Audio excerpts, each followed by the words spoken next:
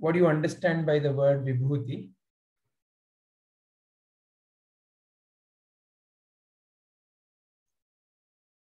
Where have you heard this term Vibhuti?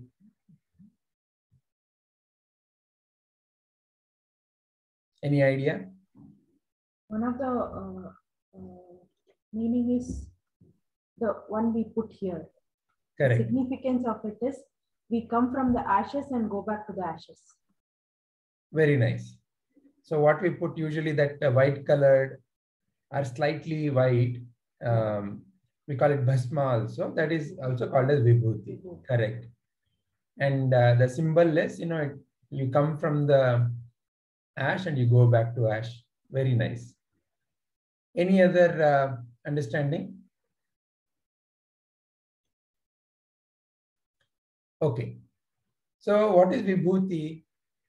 One is, like Shubhaji said, it indicates the ash.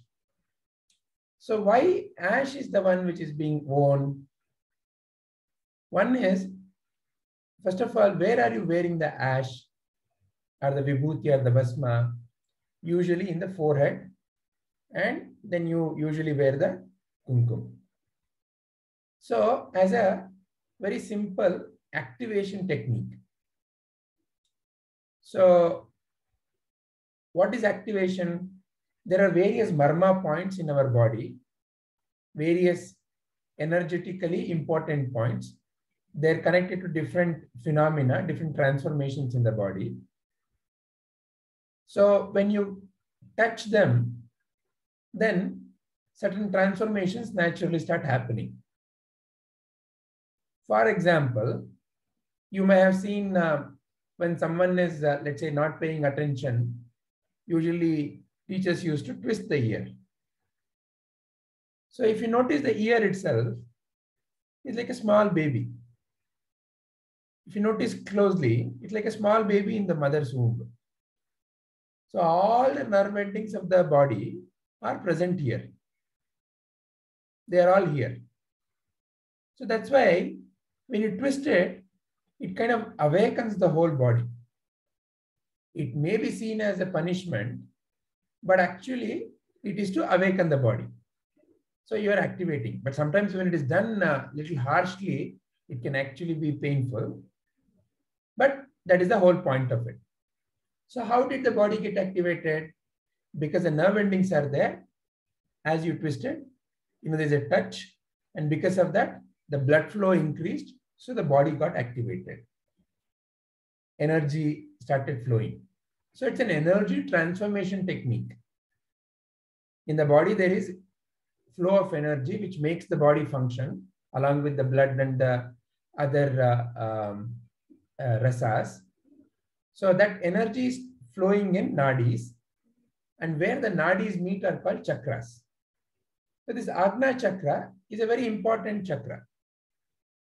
This is the one which opens up one to the higher level knowledge. Through these eyes, we continuously see a duality. What we notice through these eyes gives a feeling as if they're separate. It is only with the eye of the intuition, when you notice, you can see that all things are nothing but energy. So where will you then draw the boundary? Where this object ends and where this object ends?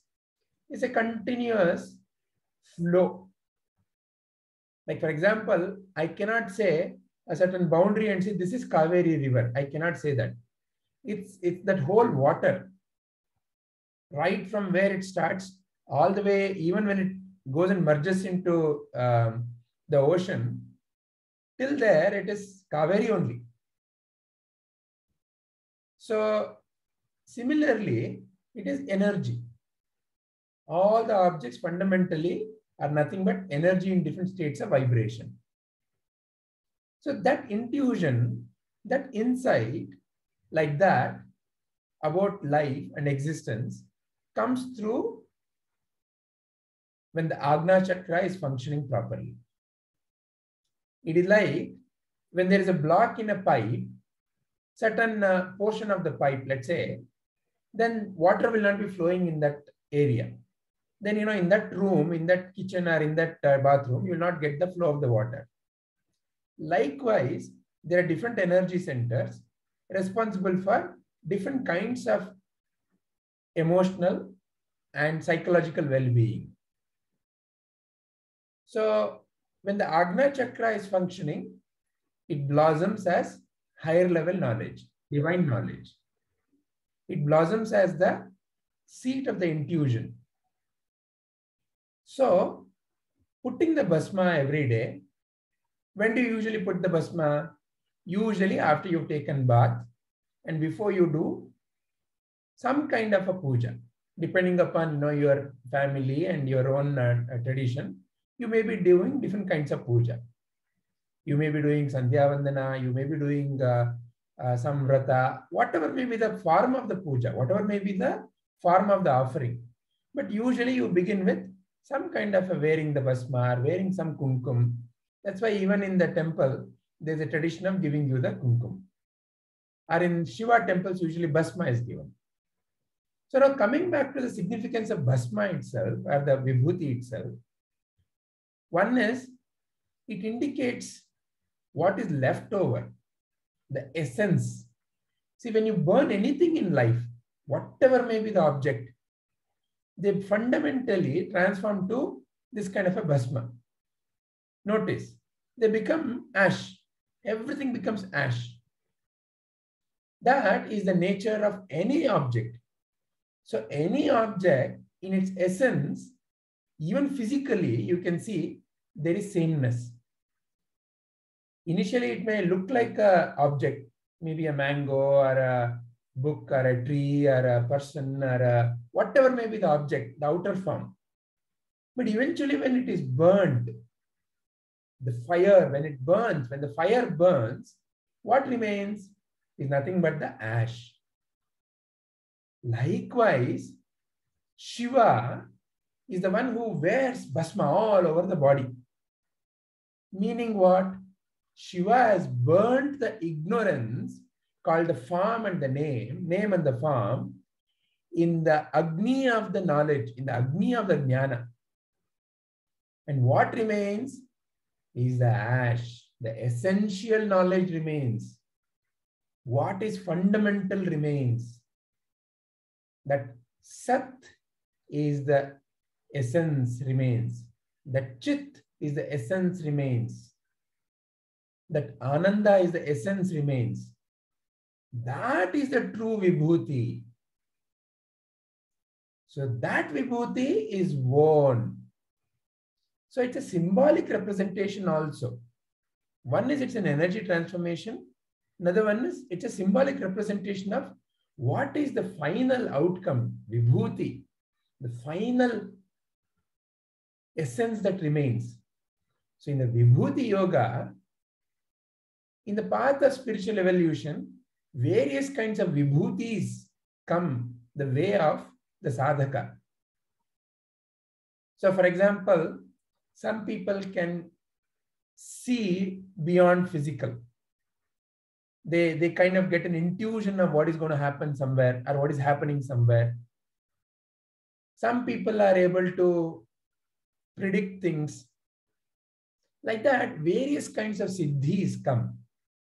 They also are referred as vibhutis. But the ultimate vibhuti is freedom from all these kinds of, because all the other vibhutis are in the domain of the Maya. The ability to predict something, the ability to manifest objects. You may have heard so many stories. Ability to manifest objects, all of them are also vibhutis. But they are all in the domain of the Maya. Because what is manifest can go away later. So in that sense, whatever that one can bring about in the changing world is a vibhuti.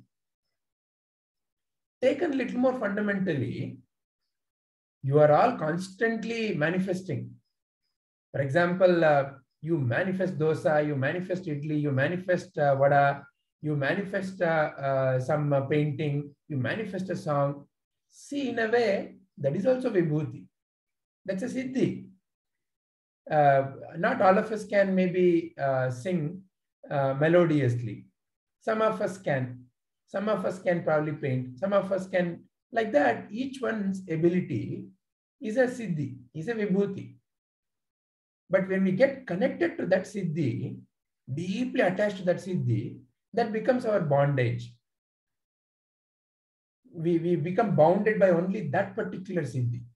So therefore, the ultimate siddhi is realizing that you are above and beyond all this.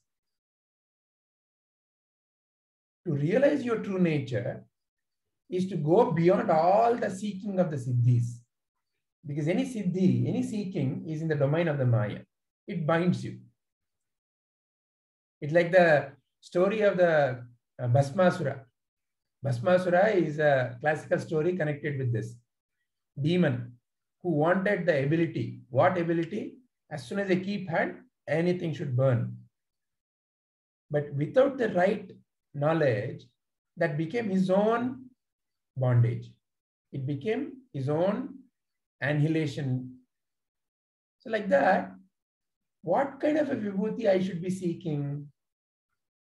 As a sadhaka, the vibhuti should be something that takes me beyond. It takes me to the ultimate, where there is no more seeking. There is no more wanting. There is no more lack.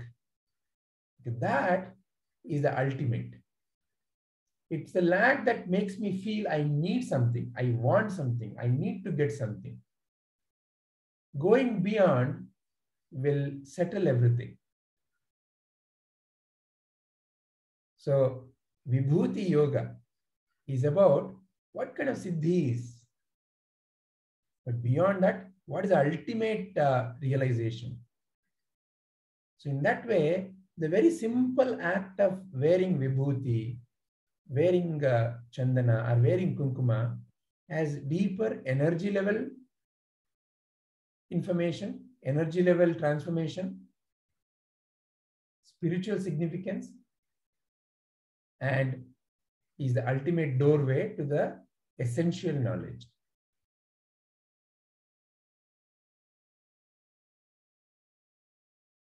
Any questions?